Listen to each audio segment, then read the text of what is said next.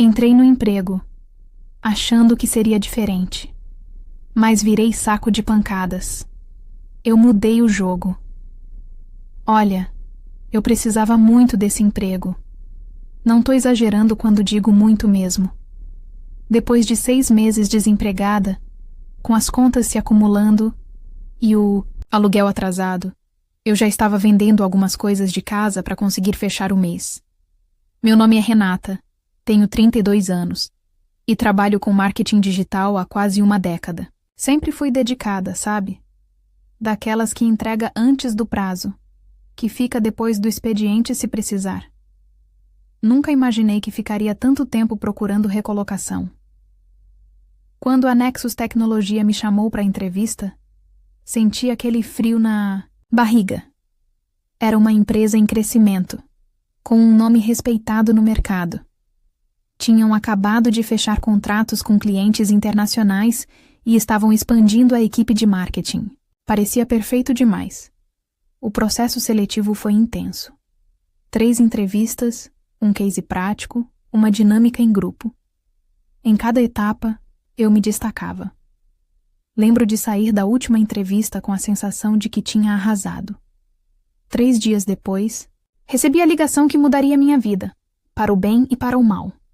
Renata, aqui é a Patrícia do RH da Nexus. Gostaríamos de te oferecer a vaga de analista sênior de marketing digital. Quando você poderia começar? Comecei na semana seguinte. O escritório era incrível, daqueles modernos com plantas puris, todo lado, sala de descompressão, café gourmet à vontade. Minha mesa ficava perto da janela, com vista para o parque. Nos primeiros dias, todos foram super receptivos. A Daniela, que seria minha colega direta, me mostrou todos os processos, me apresentou para a equipe, até me chamou para almoçar juntas. E o Gustavo, meu chefe, parecia ser o gestor que todo mundo sonha em ter. Tinha 38 anos, formação internacional, falava 3 idiomas e tinha aquele jeito descolado de quem entende do assunto sem precisar se impor. No meu primeiro dia, ele fez questão de me levar para um café. Renata, estou muito feliz que você aceitou se juntar à nossa equipe. Seu portfólio é impressionante e tenho certeza que você vai agregar muito aqui. Quero que se sinta à vontade para trazer ideias novas, questionar processos. Estamos em constante evolução. Fiquei encantada, claro. Quem não ficaria? Finalmente um lugar onde eu poderia crescer, onde meu trabalho seria valorizado. Nas 2 primeiras semanas, tudo correu como um sonho. Fui incluída nos projetos principais. Minhas opiniões eram ouvidas nas reuniões. Recebi até um elogio do diretor de marketing global quando apresentei algumas ideias para a nova campanha. Foi na 3ª semana que notei as primeiras mudanças no comportamento do Gustavo. Sutis, no começo. Um e-mail com tom mais seco.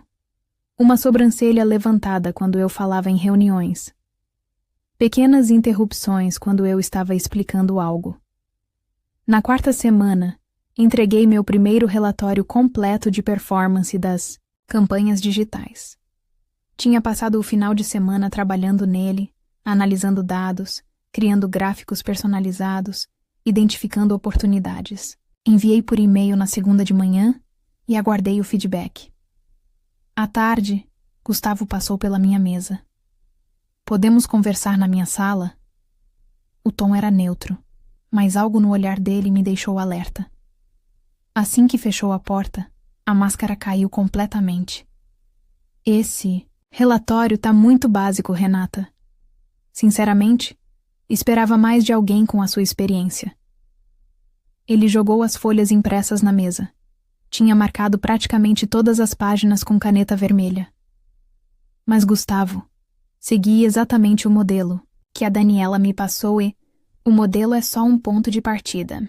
Pensei que você fosse capaz de elevar o nível, trazer insights realmente relevantes. Isso aqui qualquer estagiário faz. Saí da sala dele me sentindo pequena, incompetente. Refiz o relatório inteiro.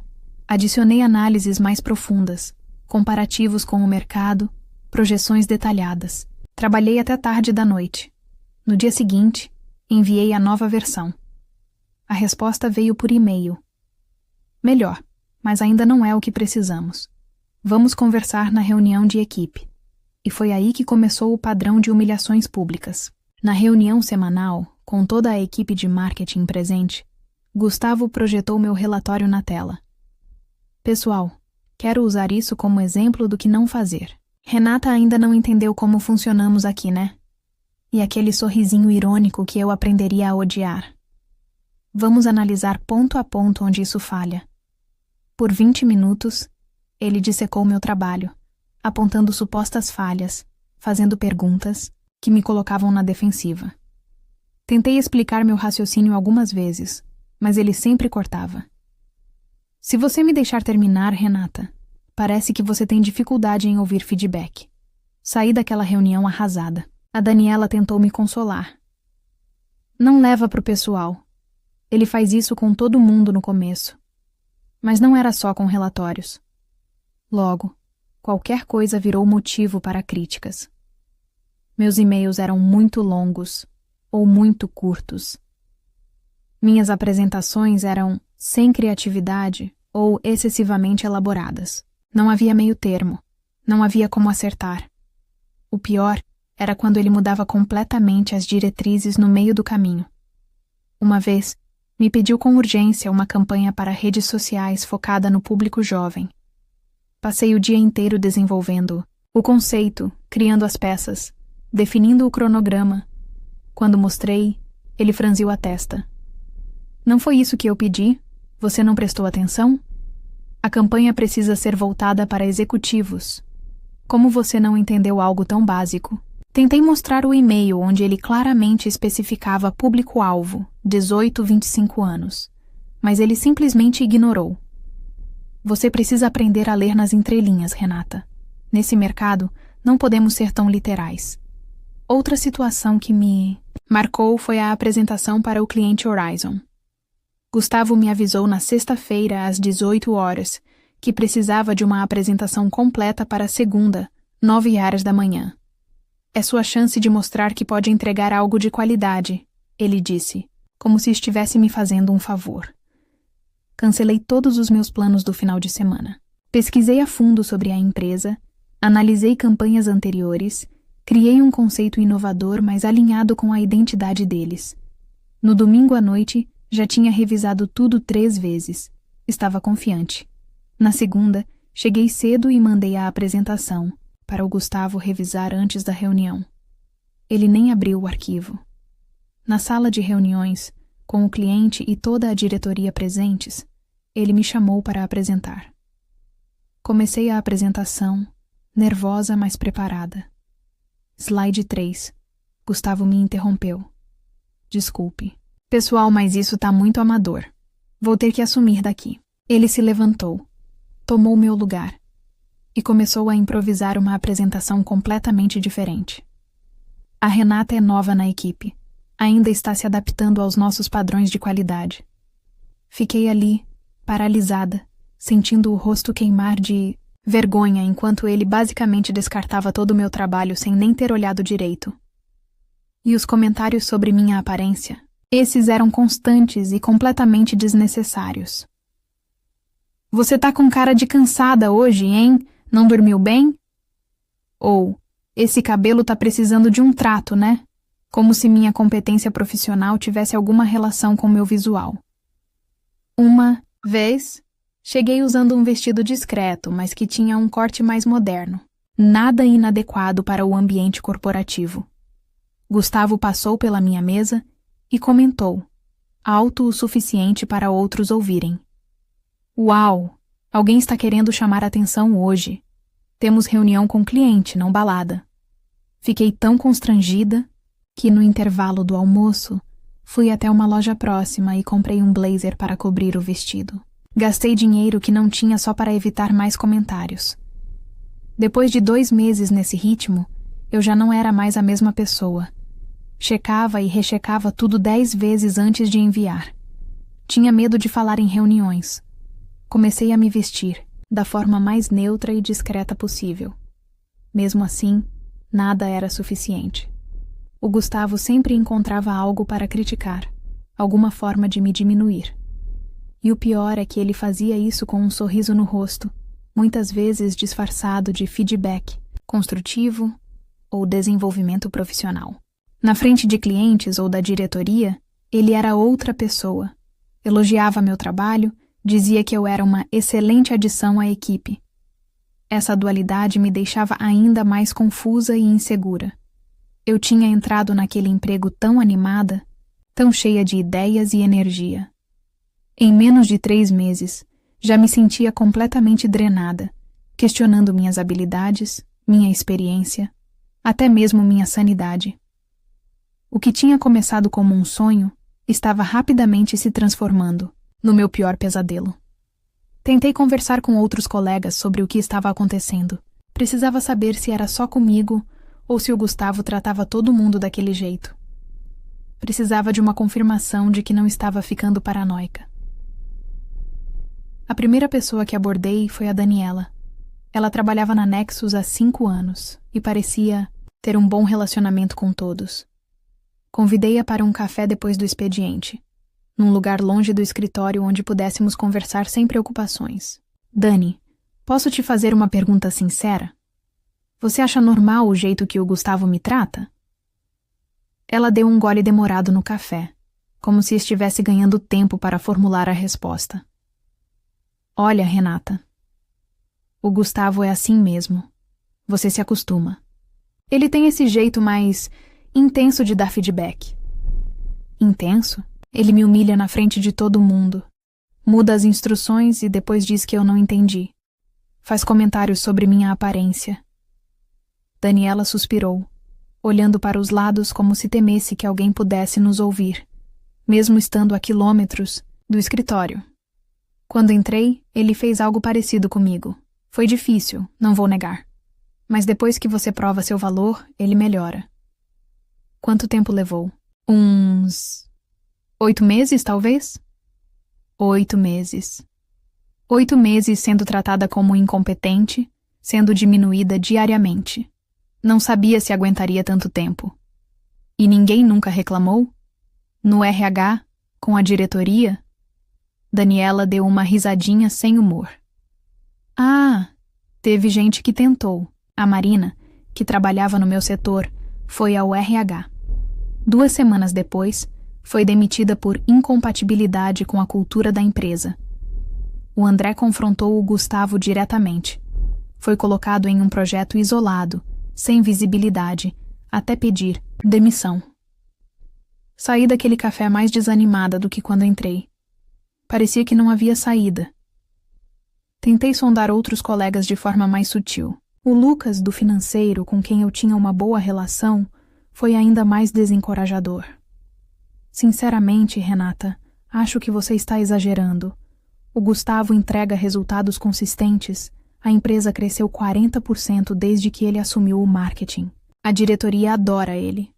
Se você está tendo problemas, talvez seja uma questão de adaptação ao estilo de gestão dele. Ele é exigente, mas é porque quer extrair o melhor de todo mundo. Aquilo me deixou ainda mais confusa. Será que o problema era realmente comigo? Será que eu estava sendo sensível demais, incapaz de lidar com um ambiente corporativo mais competitivo? Depois de mais uma semana particularmente difícil, onde Gustavo criticou publicamente uma campanha que eu tinha desenvolvido, dizendo que parecia trabalho de estagiário de 1º semestre, decidi tentar o caminho oficial. Marquei uma conversa com o RH Patrícia, a gerente de recursos humanos. Me recebeu em sua sala com um sorriso educado, mas distante. Comecei a relatar as situações, tentando ser o mais objetiva possível. Mencionei os e-mails contraditórios, as humilhações em reuniões, os comentários sobre minha aparência. Até mostrei algumas mensagens que tinha salvo. À medida que eu falava, notava como a expressão dela permanecia impassível. Não havia surpresa, indignação, nem mesmo curiosidade. Era como se ela já tivesse ouvido aquela história dezenas de vezes. Quando terminei, ela juntou as mãos sobre a mesa e disse com voz neutra: "Agradeço por compartilhar suas preocupações, Renata. Vamos observar a situação. Mas preciso destacar que o Gustavo tem entregado resultados consistentes para a empresa. Ele tem um estilo de gestão diferente, mais direto, e isso pode causar alguns atritos no início. Sugiro que você tente se adaptar e mostrar mais resiliência. Tradução. Ninguém ia fazer nada. O Gustavo era intocável enquanto trouxesse resultados. Meu bem-estar, minha saúde mental, minha dignidade. Nada disso importava comparado aos números que ele entregava. Saí da sala do RH me sentindo ainda mais sozinha e desamparada. Era como se a empresa inteira estivesse compactuando com aquele comportamento abusivo. Naquela noite liguei para minha família. Precisava de apoio, de alguém que me dissesse que eu não estava errada em me sentir assim. Meu pai, sempre prático e da velha escola, não foi de grande ajuda. Filha, todo chefe é difícil. No meu tempo, a gente aguentava calado e pronto. Você precisa criar casca, não pode ser tão sensível. Emprego bom hoje em dia tá difícil, pensa nisso. Minha mãe, mais empática, pelo menos tentou me consolar, mas também não ofereceu soluções. Que situação difícil, querida. Mas tenta ver o lado bom.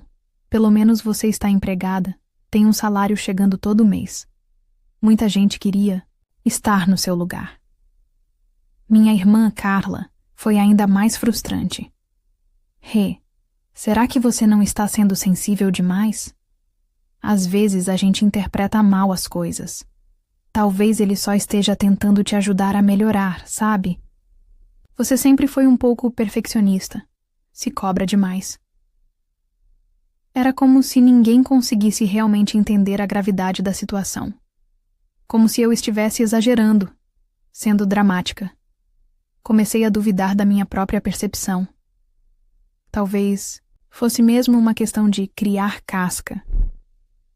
Talvez eu estivesse sendo fraca. No sábado daquela semana, encontrei com Camila, minha amiga desde os tempos de faculdade. Não nos víamos pessoalmente há alguns meses, embora mantivéssemos contato por mensagens. Ela trabalha com RH em uma multinacional e sempre admirei sua ética profissional e sua visão humanizada da gestão de pessoas. Fomos a um parque, caminhamos um pouco e então sentamos em um banco afastado.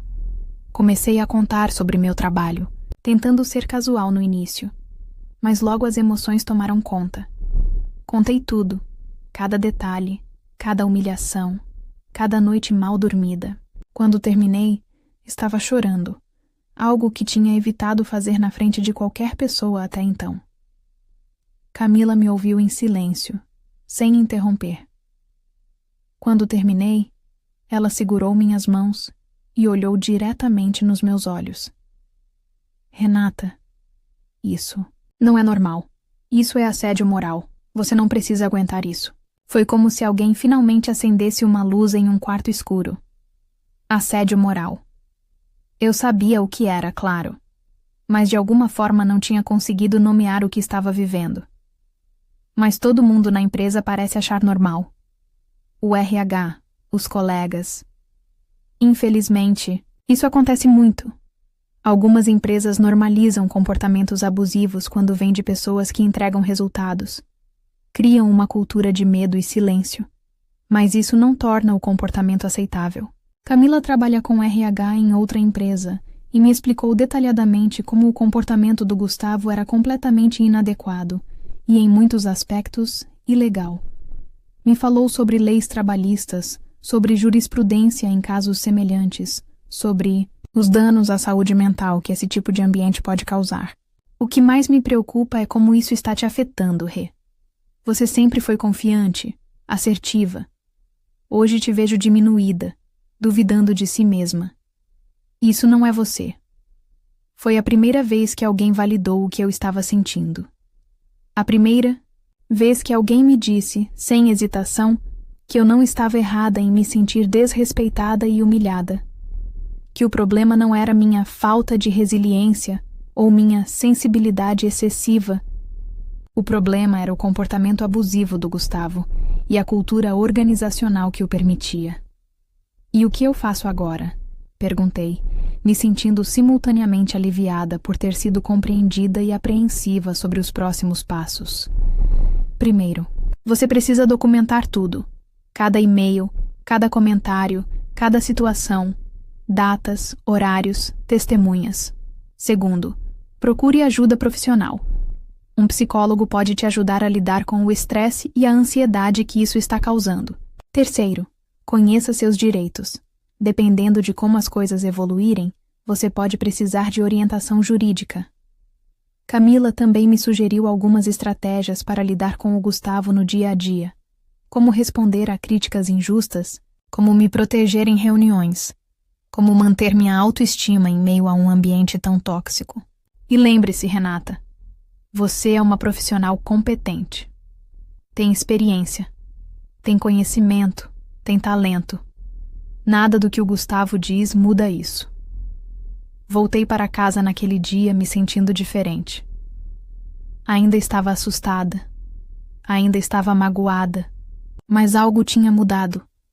Pela primeira vez em meses não me sentia completamente sozinha nessa batalha. Tinha um nome para o que estava vivendo. Tinha estratégias para lidar com a situação. E mais importante, tinha alguém que acreditava em mim. Naquela noite, criei uma pasta no computador chamada Documentação. Comecei a organizar cronologicamente todos os e-mails, mensagens e anotações sobre interações com o Gustavo. Também comecei um diário, registrando detalhadamente cada nova ocorrência. Não sabia exatamente o que faria com todo aquele material, mas sentia que estava retomando algum controle sobre a situação. Não era mais apenas uma vítima passiva. Estava me preparando, me fortalecendo. E foi assim, com o apoio crucial da Camila, que comecei a enxergar uma luz no fim do túnel. Ainda tinha um longo caminho pela frente, mas pelo menos agora sabia que não estava sozinha, nem estava errada em me defender. Comecei a ter crises de ansiedade. A primeira aconteceu num domingo à noite. Estava preparando minha roupa para o dia seguinte, como sempre fazia, quando de repente senti um aperto no peito tão forte que pensei estar tendo um ataque cardíaco. Meu coração disparou. Minhas mãos ficaram geladas e trêmulas, e tive a sensação de que não conseguia respirar. Sentei no chão do quarto, tentando controlar a respiração, lutando contra o pensamento de que estava morrendo. Durou cerca de 20 minutos, mas pareceu uma eternidade. Quando finalmente consegui me acalmar, percebi que o gatilho tinha sido simples. Estava pensando na reunião de planejamento da manhã seguinte, onde Gustavo certamente encontraria algo no meu trabalho para criticar. Essas crises se tornaram mais frequentes. Domingo à noite já sentia aquele aperto no peito só de pensar que teria que encarar o Gustavo no dia seguinte. Às vezes aconteciam no escritório. Eu corria para o banheiro, me trancava em uma cabine e tentava respirar fundo até passar. Uma vez, a Daniela me encontrou assim e ficou preocupada, mas menti dizendo que estava com uma indisposição estomacal. O impacto físico não parou por aí. Perdi 7 quilos em 2 meses sem fazer dieta. Simplesmente perdi o apetite. Meu cabelo começou a cair em quantidades alarmantes. Toda manhã meu travesseiro estava coberto de fios. Desenvolvi insônia severa. Passava horas olhando para o teto, repassando mentalmente tudo o que tinha feito no trabalho, procurando falhas, imaginando o que Gustavo poderia criticar no dia seguinte. Quando conseguia dormir, tinha pesadelos. Sonhava que estava em uma reunião e não conseguia falar, ou que minha apresentação sumia misteriosamente, ou que Gustavo ria de mim na frente de todos os clientes. Acordava exausta, como se não tivesse dormido nada. Minha dermatologista notou manchas de estresse na minha pele durante uma consulta de rotina. Você anda sob muita pressão, Renata? Seu corpo está mandando sinais claros. Estava, mas não sabia como sair daquela situação. O mercado ainda estava difícil. Tinha mandado alguns currículos discretamente, mas as respostas eram escassas. E sempre voltava aquela dúvida corrosiva. Será que o problema era comigo? Às vezes me perguntava se o problema era comigo mesmo. Talvez eu não fosse tão boa quanto pensava. Talvez meu trabalho realmente fosse medíocre, e todos os meus empregos anteriores tinham sido tolerantes demais com minha incompetência. Essa espiral de autodúvida era devastadora. Comecei a questionar minhas habilidades mais básicas, coisas que fazia com confiança há anos. Criar uma estratégia de marketing, analisar métricas, desenvolver uma campanha, agora me pareciam tarefas impossíveis. Relia cada e-mail 10 vezes antes de enviar. Passava horas em tarefas simples, paralisada pelo medo de errar. Será que eu não era boa o suficiente? Talvez eu devesse me esforçar mais, chegar mais cedo, sair mais tarde. Comecei a chegar às 7h30, embora o expediente só começasse às 9 horas. Saía depois das 20 horas, muitas vezes a última pessoa no andar.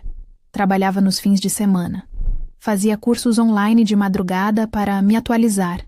Tentei implementar todas as sugestões do Gustavo, mesmo as mais absurdas ou contraditórias. Se ele dizia que meu relatório tinha informações demais, eu simplificava. Na semana seguinte, quando ele reclamava que faltavam detalhes, eu os adicionava de volta. Era um ciclo interminável e exaustivo. Nada adiantava. Não importava quanto eu me esforçasse, quanto estudasse, quanto tempo dedicasse, nunca era suficiente. Gustavo sempre encontrava algo para criticar, alguma falha para apontar, alguma maneira de me fazer sentir inadequada. O pior era a montanha-russa emocional. Havia dias em que ele era quase gentil. Elogiava algo no meu trabalho, fazia uma piada inclusiva, me convidava para uma reunião importante. Nesses momentos eu sentia uma onda de alívio e esperança. Talvez as coisas estejam melhorando, pensava. Talvez ele finalmente esteja reconhecendo o meu valor. Então, no dia seguinte, sem qualquer aviso ou razão aparente, voltava o Gustavo cruel e humilhante. Um dia ele me elogiava na frente de um cliente. A Renata desenvolveu uma estratégia brilhante para a campanha digital. No outro, me humilhava na frente da equipe. Esse é o tipo de análise superficial que não podemos aceitar. Essa inconsistência era quase pior que a crueldade constante. Me deixava permanentemente em estado de alerta, nunca sabendo o que esperar. Era como viver com alguém volátil e imprevisível. Nos dias bons, você anda em ovos temendo fazer algo que desencadeie o próximo episódio ruim. Comecei a desenvolver comportamentos que nunca tive antes. Verificava obsessivamente meu celular, mesmo fora do horário de trabalho, com medo de perder alguma mensagem urgente do Gustavo. Cancelei compromissos sociais porque estava exausta demais para interagir com pessoas, ou porque temia ser chamada de volta ao escritório de repente. Parei de praticar yoga, uma atividade que sempre amei, porque não conseguia me concentrar. Minha mente estava constantemente repassando situações do trabalho, imaginando cenários, ensaiando respostas para possíveis críticas. Meus amigos começaram a notar a mudança. "Você sumiu, Renata", dizia minha amiga Luísa. "Quando nos encontramos, parece que você está sempre em outro lugar." Era verdade. Mesmo quando conseguia sair, minha mente continuava no escritório, preocupada com algum projeto, algum e-mail, alguma reunião iminente. Seguindo o conselho da Camila, comecei a documentar tudo. Cada comentário, cada e-mail, cada situação constrangedora. No início, era só para ter certeza de que não estava ficando louca, que aquelas coisas realmente estavam acontecendo, que não era apenas minha percepção distorcida. Criei um documento detalhado, com datas, horários, contexto e testemunhas. 14 de março, 10h15, sala de reuniões principal.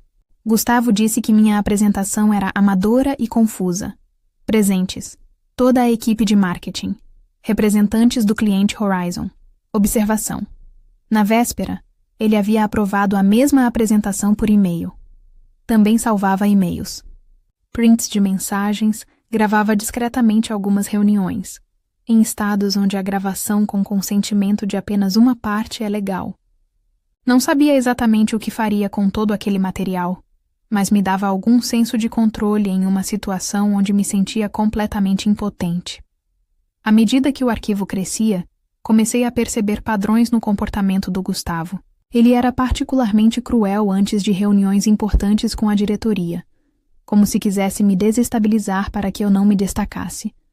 Era mais amigável quando precisava que eu trabalhasse até tarde ou nos fins de semana. E reservava suas humilhações públicas mais severas para quando havia novos membros na equipe.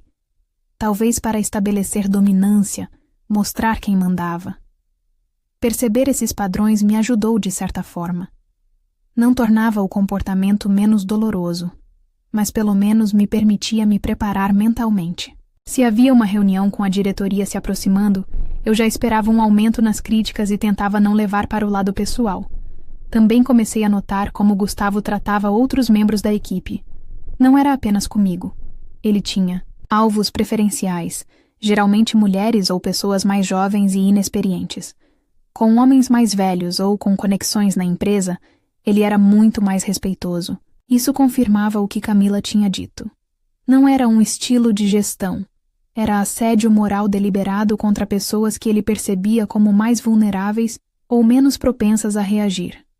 Depois de quase 4 meses nesse ambiente tóxico, estava emocionalmente exausta.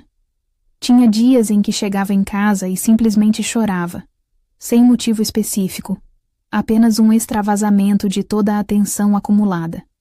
Outros dias, sentia uma apatia profunda, uma indiferença que se estendia para além do trabalho, afetando como eu via tudo na minha vida. Comecei a ter pensamentos sombrios, não suicidas, mas de desistência. Fantasiava sobre simplesmente não aparecer mais no trabalho, ou sobre confrontar Gustavo violentamente, gritar com ele na frente de todos, expor seu comportamento abusivo. Claro, nunca agiria assim. Precisava do emprego, e uma explosão emocional só confirmaria a narrativa dele de que eu era instável ou não aguentava pressão. A gota d'água veio em um projeto importante para um novo cliente potencial. Trabalhei incansavelmente na proposta, incorporando todas as lições que tinha aprendido sobre o que Gustavo esperava.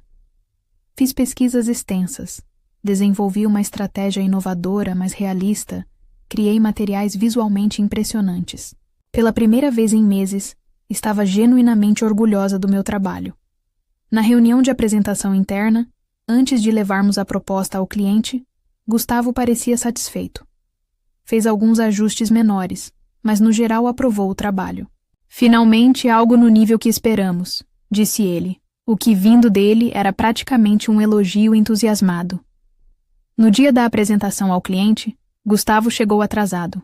Começamos sem ele, e a apresentação estava indo excepcionalmente bem. O cliente estava engajado, fazendo perguntas pertinentes, claramente interessado na abordagem que eu tinha desenvolvido. Quando Gustavo finalmente chegou, cerca de 20 minutos atrasado, a dinâmica mudou completamente. Ele interrompeu minha apresentação, tomou o controle e começou a apresentar uma estratégia completamente diferente, algo que nunca tínhamos discutido internamente. Quando o cliente, confuso, mencionou que gostava da abordagem que eu tinha apresentado inicialmente, Gustavo respondeu: "Ah, aquilo era apenas um esboço preliminar. A Renata ainda está aprendendo como funcionam campanhas desse porte.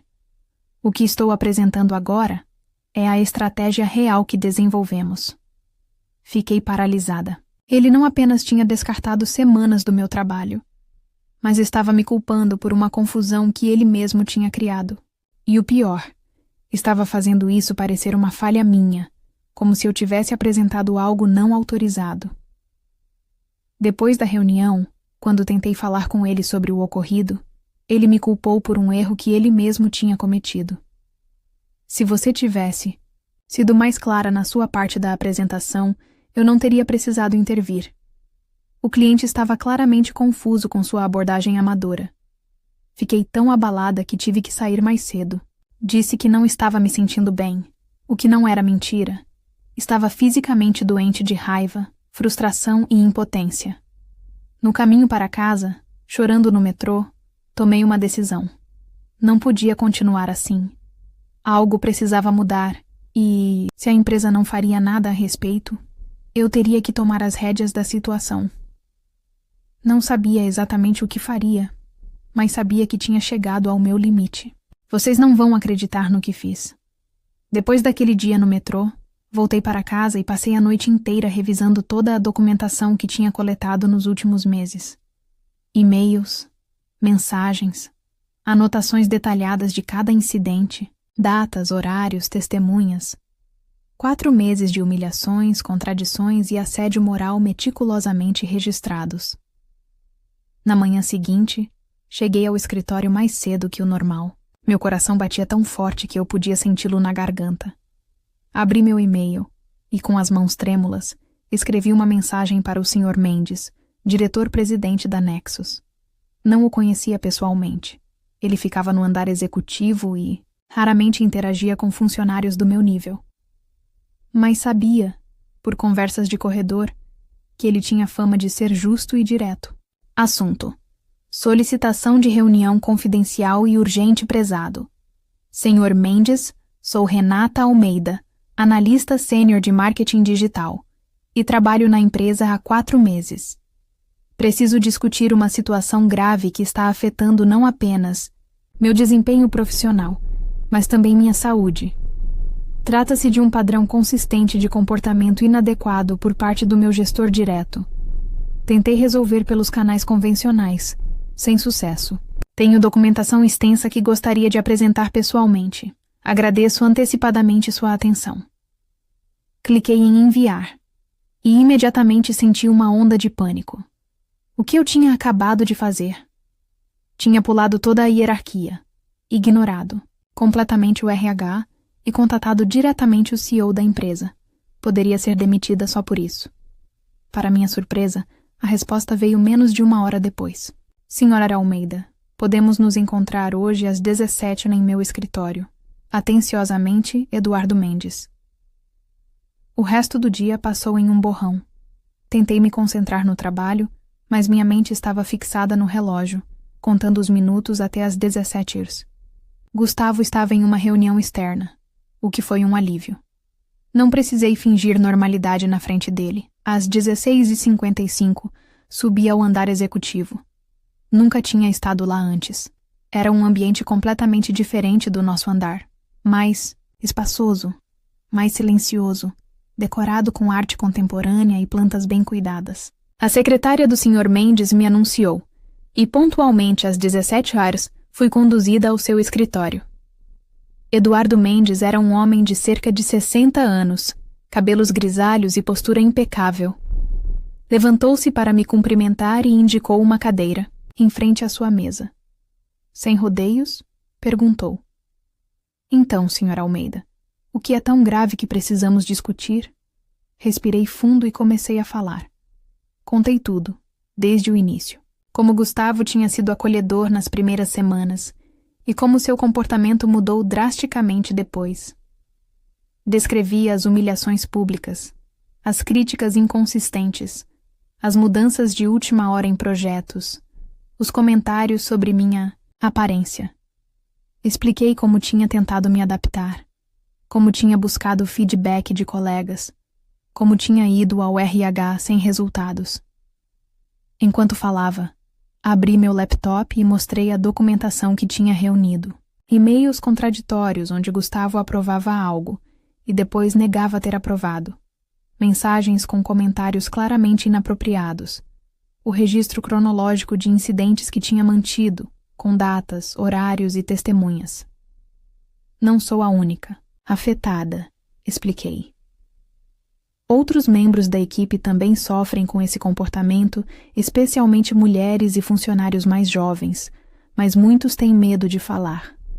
Mencionei 2 colegas, Felipe e Mariana, que tinham confidenciado experiências semelhantes e que, após muita hesitação, tinham concordado em confirmar meu relato se necessário. Isso não é apenas sobre mim ou sobre o Gustavo, continuei.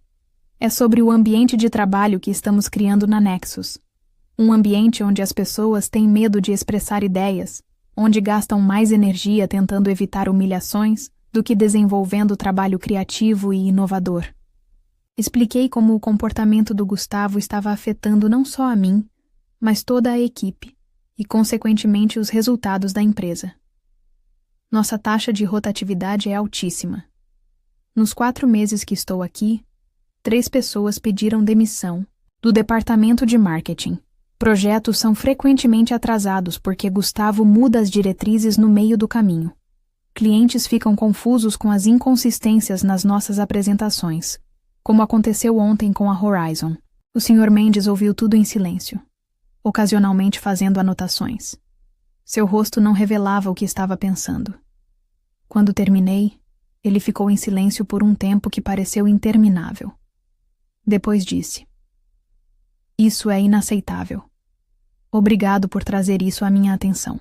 Pediu que eu enviasse toda a documentação para seu e-mail pessoal e garantiu que o assunto seria investigado com a seriedade que merecia. "Quero que saiba, Sr. Almeida, que valorizamos profissionais que têm a coragem de se manifestar quando algo está errado. Isso demonstra compromisso com a empresa e seus valores.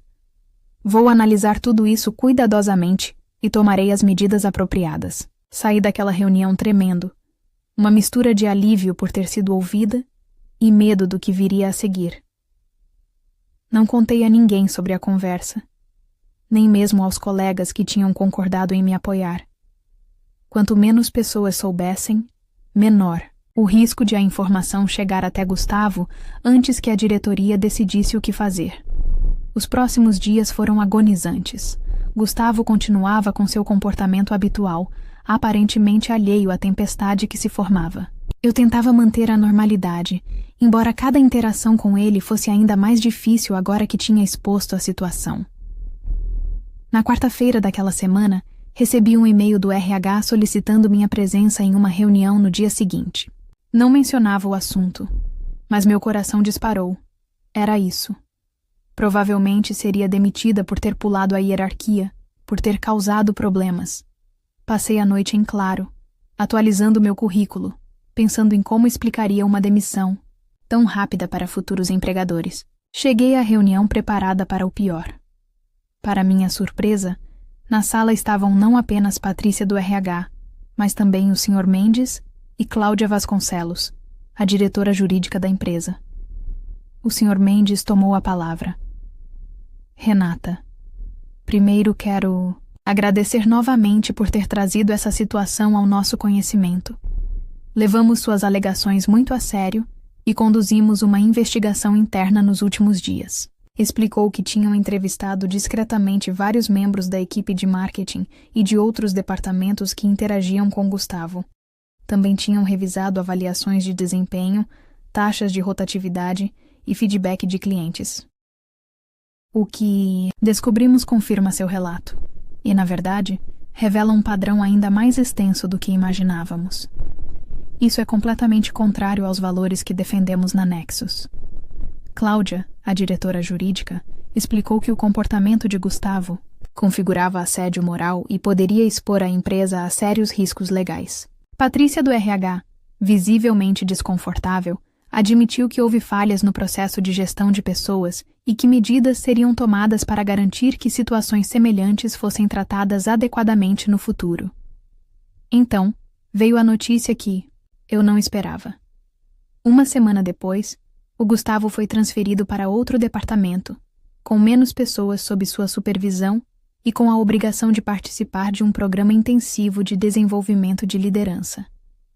Recebi um pedido de desculpas formal da empresa, assinado pelo próprio Sr. Mendes, reconhecendo o sofrimento que tinha passado e reafirmando o compromisso da Nexus com um ambiente de trabalho respeitoso e saudável.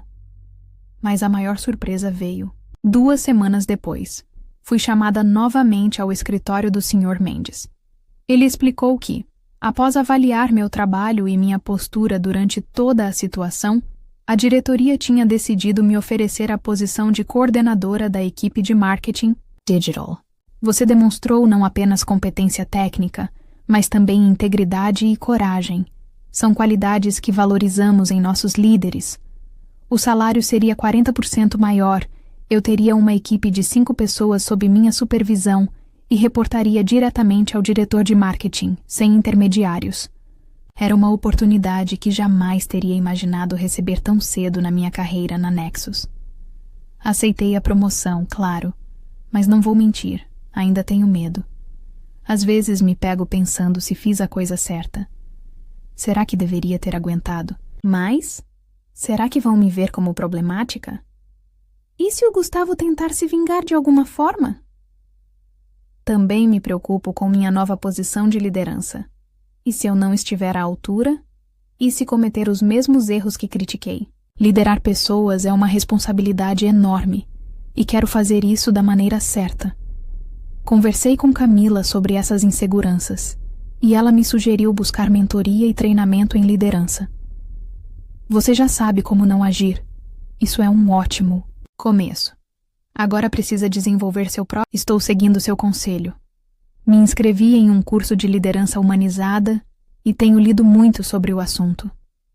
Também estabeleci reuniões individuais regulares com cada membro da minha equipe para entender suas necessidades, desafios e aspirações.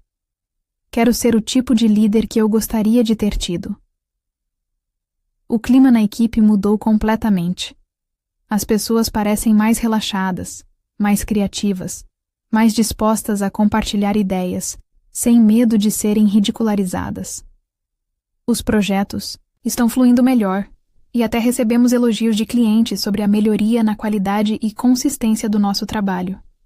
Mas sabe de uma coisa? Pela primeira vez em meses, consigo respirar, consigo dormir, consigo fazer meu trabalho sem medo. As crises de ansiedade diminuíram, recuperei parte do peso que tinha perdido, meu cabelo parou de cair em quantidades alarmantes. Meus amigos dizem que pareço eu mesma, novamente. Ainda tenho dias difíceis, claro. O trauma não desaparece da noite para o dia. Às vezes, quando recebo um e-mail com tom mais seco, ou quando alguém faz uma crítica ao meu trabalho, sinto aquele aperto familiar no peito, aquele medo de estar sendo julgada injustamente. Mas agora tenho ferramentas para lidar com isso, e um ambiente que me apoia em vez de me diminuir. Aprendi muito com essa experiência. Aprendi sobre meus limites, sobre a importância de documentar situações abusivas, sobre como buscar ajuda, pelos canais adequados. Aprendi que às vezes é preciso correr riscos para promover mudanças. E, principalmente, aprendi que não estamos sozinhos, por mais isolados que possamos nos sentir em momentos difíceis. E vocês já passaram por algo parecido? Como lidaram com a situação? Acham que exagerei ao ir diretamente ao CEO ou deveria ter tentado outras abordagens antes? Teria sido melhor simplesmente procurar outro emprego e deixar o ambiente tóxico para trás? E para quem está vivendo algo semelhante agora? O que vocês estão fazendo para se proteger? Já buscaram ajuda? Já documentaram os incidentes? Tem alguém em quem confiam para validar suas experiências? Sei que cada situação é única, e não existe uma fórmula mágica que funcione para todos. Mas acredito que compartilhar nossas histórias pode ajudar outras pessoas a encontrarem seu próprio caminho para sair de relacionamentos e ambientes tóxicos. No meu caso, mudar o jogo significou não aceitar mais o papel de vítima. Significou documentar, buscar apoio e, finalmente, ter a coragem de falar. Não foi fácil, e nem sempre é possível fazer isso com segurança. Mas quando podemos, quando temos as condições e o suporte necessários, vale a pena lutar por um ambiente de trabalho digno e respeitoso. Afinal, passamos grande parte das nossas vidas no trabalho. Merecemos que esse tempo seja não apenas produtivo, mas também saudável e enriquecedor. Ninguém deveria ter que escolher entre sua saúde mental e seu sustento.